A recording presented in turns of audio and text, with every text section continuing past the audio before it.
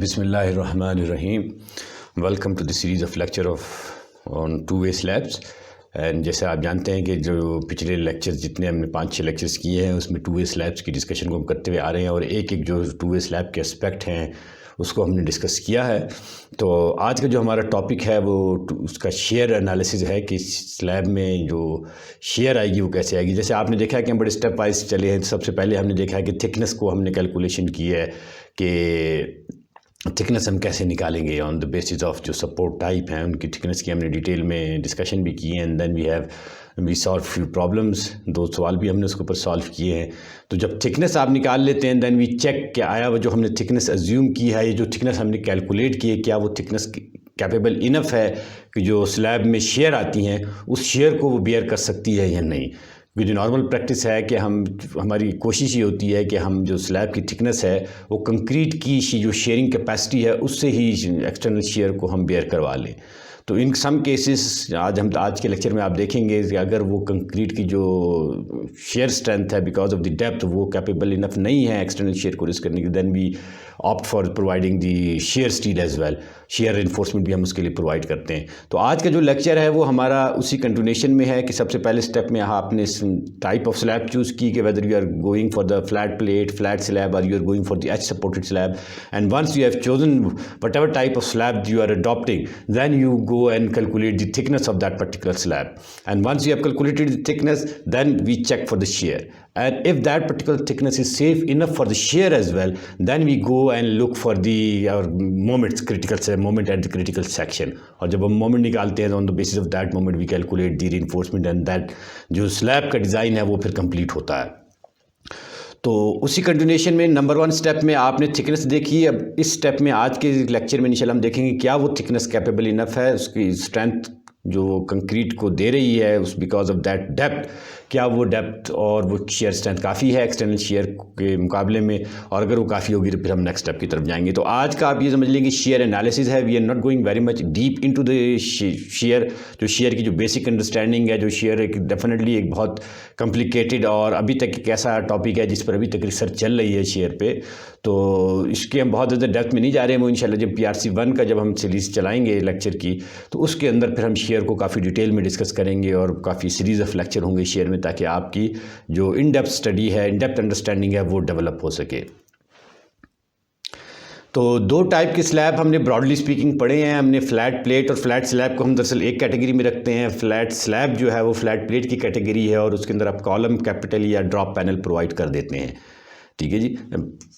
Basic जो difference ये है कि अगर बीम प्रोवाइड की हुई हैं then those are non as the edge supported slab, and अगर एजिस पर आपने बीम्स प्रोवाइड नहीं की हुई हैं then that is considered to be flat plate और flat slab. And then flat plate और फ्लैट स्लैब का जो हम डिफरेंस करते हैं वो on the basis of whether we are providing the column, capital और द ड्रॉप पैनल्स और नॉट। तो राइट नाउ जो बेसिक है वो सबसे पहले हम देख लेते हैं कि two way supported on beams जो हैं, जो एच सपोर्टेड स्लैब्स हैं, उसके अंदर स्लैब कैसे आ रही है, उसका हम एनालिसिस कैसे करते हैं, और उसका अगर एनालिसिस के बाद अगर आपके पास कुछ चीज़ें आती हैं, कोई शेयर कैपेसिटी नहीं आ रही, तो फिर हम उसके लिए क्या रेमेडियल मेजर्स लेते हैं। So in two way slab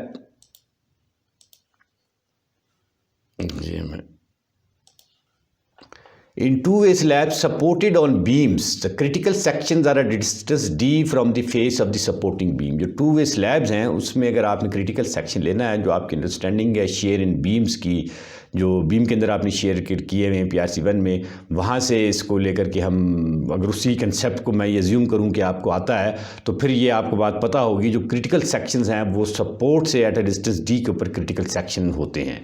तो अगर इस चीज़ को आप फर्दर एक्सप्लोर करना चाहते हैं, एक्सप्लेन करवाना चाहते हैं, तो मैं यहाँ आपको बता देता हूँ। एक पेन भी ले लेता हूँ। तो ये अगर आपके पास एक बीम है नॉर्मल,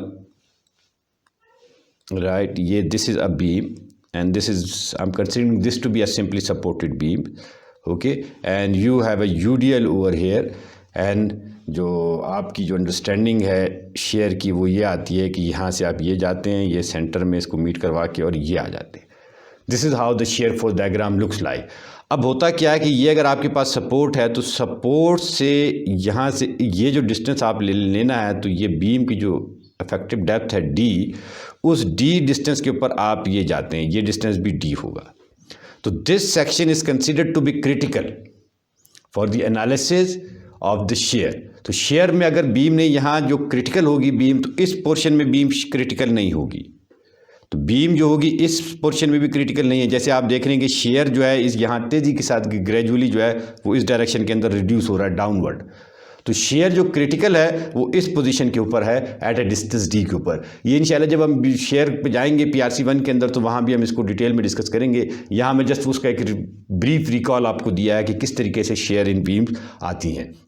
तो हम यहाँ ये कह रहे हैं कि शेयर जो है बीम में एट अ क्रिटिकल होगा एट अ डिस्टेंस डी के ऊपर from the face of the supporting beam. जो सपोर्टिंग बीम का जो फेस है, जो कॉलम का फेस होगा, उससे डी डिस्टेंस के ऊपर हम लेते हैं। And the shear capacity of each section, और चाहे आप लेफ्ट का सेक्शन लें, चाहे राइट का सेक्शन लें, चाहे वहाँ का सेक्शन लें, चाहे यहाँ का सेक्शन लें, because you are providing the beams on all the edges, right. तो जो शेयर कैपेसिटी होगी हर उस सेक्शन पे at a distance D section के ऊपर जो कैपेसिटी है एज पर ACI 31819 का जो सेक्शन है 22.5.5 के हिसाब से वो शेयर कैपेसिटी उसकी ये है कि फाई आपको पता है कि रिडक्शन फैक्टर है, तो phi 2 lambda FC prime under root FC prime plus NU upon 6 AG। तो this is the shearing capacity. और ये जो BWD है that is definitely the area of the shear area जिसको हम कहते हैं, ये वो हम ले लेते हैं कि BWD। अब ये अगर आपके पास ये इक्वेशन की थोड़ी बहुत अंडरस्टैंडिंग आपको नज़र आ रही है तो यहाँ जो चीज़ है शेयर की, ये सारी की सारी शेयर एम्पेरिकल है। देयर आर नो एग्जैक्ट, जहाँ तक मेरी नॉलेज है कि एग्जैक्ट रिलेशनशिप शेयर की जो स्ट्रेंथ कैपेसिटी है, shear capacity of concrete section है, उसके ऊपर एग्जैक्ट इक्वेशन नहीं है। And all these equations are the empirical equation. तो ये जो इक्वेशन है ये भी एम्पेरिकल इक्वेशन है बिकॉज आफ्टर एक्सटेंसिव टेस्टिंग जो है वो रिसर्चर ने ये बताया है, ये एक्सप्लोर किया है कि भाई जो shear capacity of a section होगी वो इस इक्वेशन के ऊपर बेस करती होगी। तो ये इक्वेशन क्या बता रही है, आपको ये अंडरस्टैंडिंग आपकी होनी चाहिए कि ये जो इक्वेशन है इसके अंदर कौन कौन से कंट्रीब्यूटिंग फैक्टर हैं।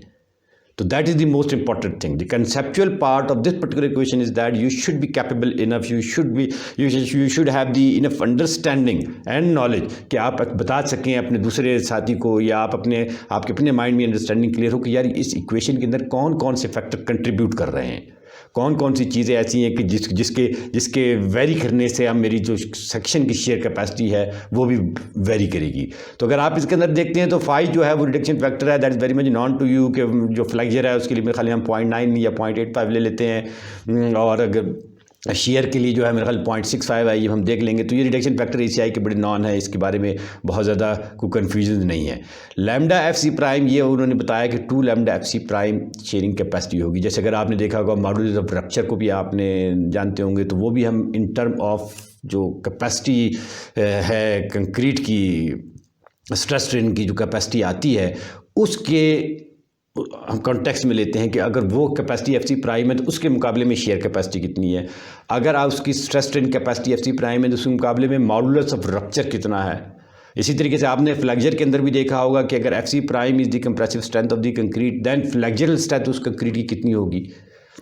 ठीक है, तो ये तमाम जो है वो फैक्टर्स हैं जो हमारे पास बेसिक टाइप के फोर्सेस हैं, चाहे वो शेयर है, चाहे वो फ्लेक्चर है, चाहे वो एक्सियल है, चाहे वो फिर टॉर्जन है, all those things would be considered या would be measure in term of the under root FC prime, जिसके बारे में चूँकि बेसिक चीज़ें हैं ये आपके on the basis of that assumption है कि आपने PRC1 में पढ़ी हैं। Still I am explaining to, बहुत ब्रीफली मैं इस चीज़ को एक्सप्लेन कर रहा हूँ। और इसके साथ अगर आप देखेंगे तो इसके अंदर जो एडिशनल फैक्टर है जो कंट्रीब्यूट कर रहा है वो प्लस NU अपॉन 6 AG है। अब NU यहाँ ये है कि एक्सियल फोर्सेस हैं। अगर आपके पास इस बीम के अंदर एक्सियल फोर्सेस भी लगी हुई हैं तो उसकी जो शेयर कैपेसिटी होगी सेक्शन की डिफरेंट होगी। तो प्लस साइन आप लेंगे, NU would be taken as positive when the axial force is compressive and if the axial force is tensile then you would take the NU sign as the negative. और अगर आप tensile लगा रहे हैं और negative ले रहे हैं इसका मतलब ये कि शेयर कैपेसिटी वो क्या कर रहा होगा, ये फैक्टर रिड्यूस कर रहा होगा। If you are applying a tensile axial load on a beam in addition to the transverse loading, then what would that particular axial load be doing? That particular axial load would reduce the shear capacity of that particular beam. On the contrary, if you are applying a compressive load, तो फिर वो क्या करेगा कि जो compressive load है उसकी share capacity को इंक्रीज़ कर रहा होगा। इसको बेसिक तौर पर अगर आपने समझना चाहते हैं तो यहाँ फिर वही मुझे एक लेना पड़ेगी स्क्रीन, और यहाँ मैं आपको एक्सप्लेन करता हूँ कि ये क्या है। तो यहाँ अगर आप ये देखें कि मैं ये बीम ले लेता हूँ, एक मुख्तसर सी बीम है, ठीक है। और यहाँ मैं एक ये कंप्रेसिव फोर्स भी मैंने लगाई है, ये कंप्रेसिव फोर्स लगा के मैंने ये इसके ऊपर ट्रांसवर्स लोडिंग भी लगा दी, राइट। एंड यहाँ मेरे पास ये सपोर्ट्स हैं 2। अब वो जो पहली हमने बात की थी एट ए डिस्टेंस डी के ऊपर है, वो तो ये वाली बात थी कि यहाँ से आप डिस्टेंस डी के ऊपर जाएंगे तो यहाँ आपका क्रिटिकल सेक्शन होगा, ठीक है। अब हम जो ये बताना चाह रहे हैं कि जो फॉर्मूले में जो फैक्टर है वो एन यू का, ये अगर हम कह रहे हैं कि ये एन यू है, if this is N U and in this particular case जो मैंने फिगर बनाई है इसमें N U is compressive. N U कैसा है? कंप्रेसिव है। तो कंप्रेसिव के केस में ये पॉजिटिव होगा। अब अगर आप इस सेक्शन को आप नॉर्मली जो शेयर को हम समझाते हैं आपके पास, वो शेयर को हम यूँ समझाते हैं और यूँ। अब ये जो चीज़ डिफॉर्म होनी है, ये चीज़ डिफॉर्म होके यूँ बन जानी है, ठीक है जी, ये यूँ डिफॉर्म होनी है। अब ये होना ये है कि इस पर्टिकुलर जगह के ऊपर यहाँ जो फोर्सेस आ जाएंगी वो टेंसाइल फोर्सेस आ जाएंगी और कंक्रीट का जो डायगोनल टेंशन होती है वो प्रोड्यूस हो जाएगी। This is known as the diagonal tension. ये डायगोनल टेंशन प्रोड्यूस हो जाएगी और आपका क्रैक जो है शेयर का वो यहाँ यूँ प्रोड्यूस हो जाता है और इस जगह के ऊपर आपका शेयर का क्रैक यूँ प्रोड्यूस हो जाता है। शेयर का क्रैक प्रोड्यूस होने का मतलब ये है कि अगर आपके पास ये क्रैक्स यूँ बन रहा है तो इसका मतलब ये कोई फोर्सेज हैं इसको जो इसको यूँ खींच रही हैं, कोई 2 फोर्सेज हैं इसको यूँ खींच रही हैं। This is known as the diagonal tension, ठीक है। अब हम ये कह रहे हैं कि ये 2 फोर्सेज इनको खींच रही हैं, they are providing the diagonal tension. लेकिन अगर ये 2 फोर्सेज खींच रही हैं इसके मुकाबले में ये कि 2 फोर्सेज को यूं दबा भी रही हैं, ठीक है। ये तो इंटरनल शेयर का बिहेवियर मैं आपको बताने की कोशिश कर रहा हूँ बड़ा ब्रीफली। ऑन दी कंट्री इसके साथ साथ अगर आपके पास ये एन यू कंप्रेसिव फोर्स भी लगा रखी हुई है आपने, तो फिर ये क्या होगा, ये फोर्स इस क्रैक को ओपन होने से प्रिवेंट कर रही होगी, क्योंकि यहाँ एक कंप्रेसिव फोर्स लगी हुई है, यहाँ एक कंप्रेसिव फोर्स लगी हुई है। तो this compressive force will prevent this opening of the crack.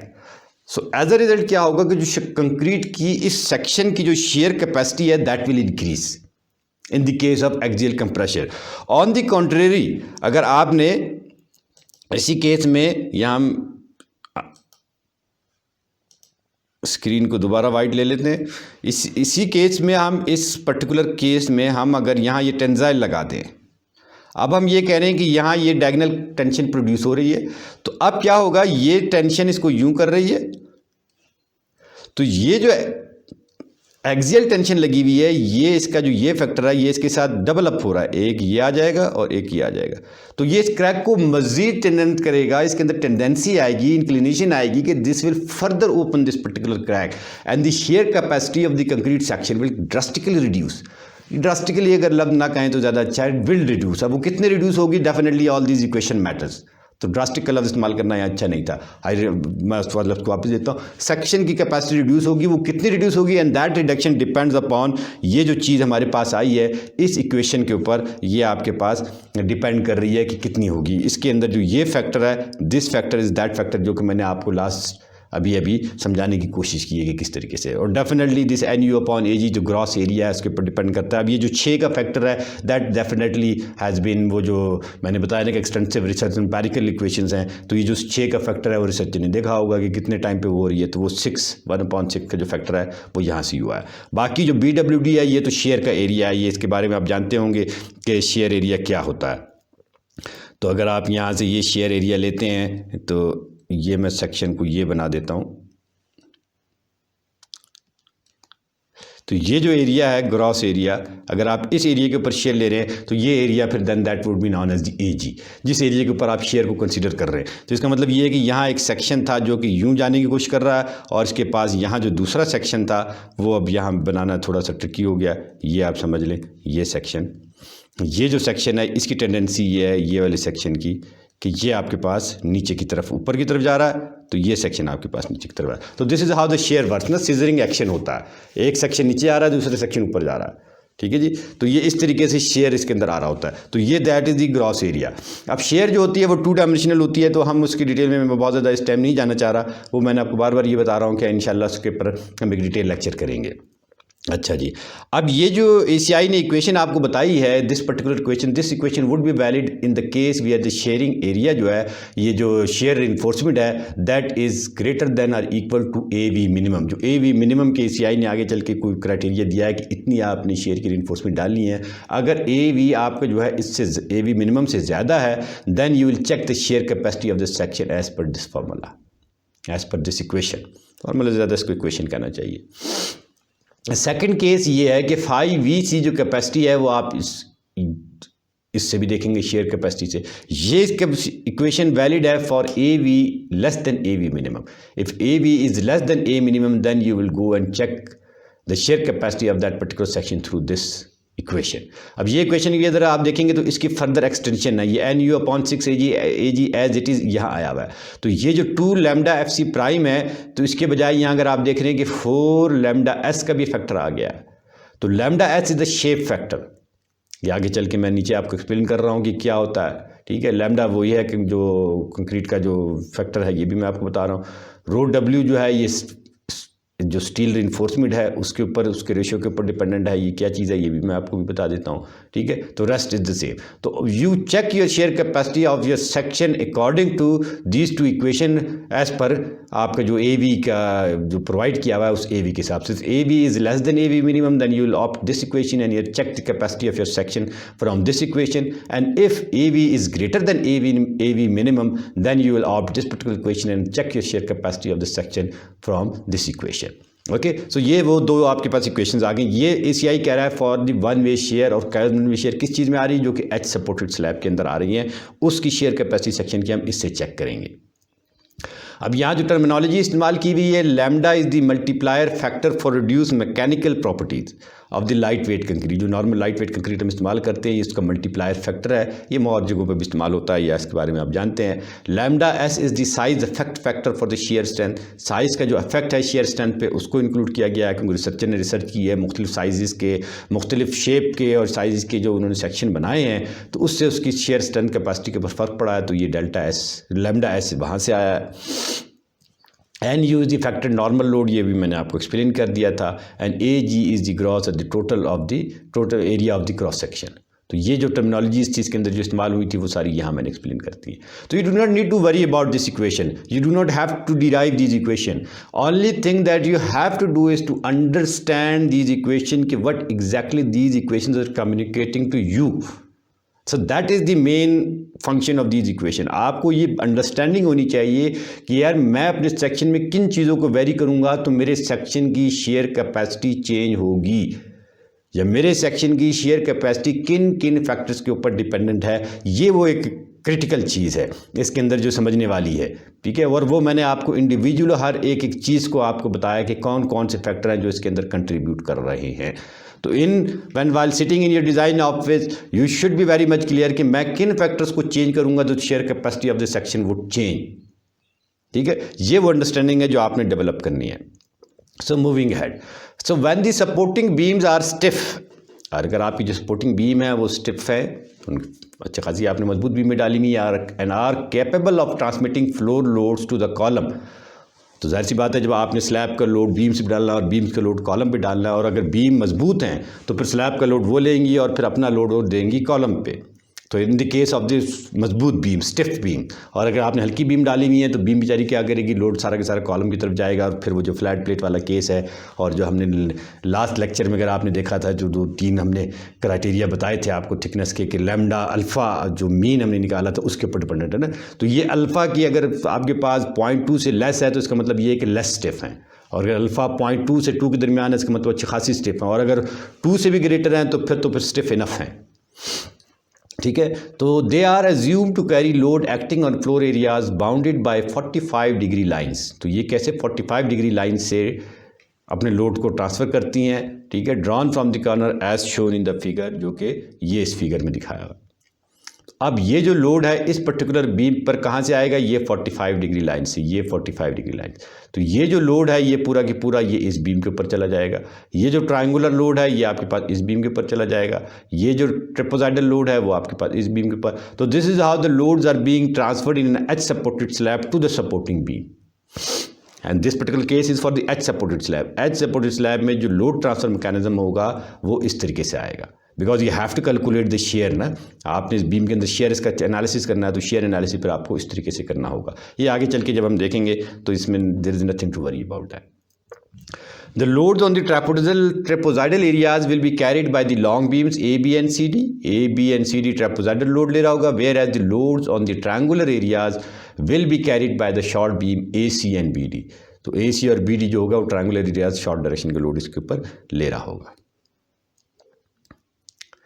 ठीक है, अब once you have calculated the shear capacity, अब आपने देखना है कि भाई मुझ पर एक्सटर्नल शेयर आ कितना रहा है। एक तो ये कि मेरी ताकत थी इतना वजन उठाने की, अब मुझ पर कितना वजन आ रहा है ये भी तो मैटर कर रहा है ना। मैंने अपनी कैपेसिटी देखी कि भाई मेरी कैपेसिटी इतनी थी, ठीक है, मैं 10 किलो वजन उठा सकता था, अब मुझ पर कितना लोड लादना है वो डिपेंड कर रहा है। तो अब ये जो एक्सटर्नल लोड है, कितना लोड इसके ऊपर आ रहा है, वो यहाँ से हम कैलकुलेट करेंगे कि VU जो होगा अल्टीमेट शेयर होगी, that would be QU into L2/2। ठीक है, वो इस इक्वेशन से आप लेंगे, where QU is the uniform factor load per unit area. Okay,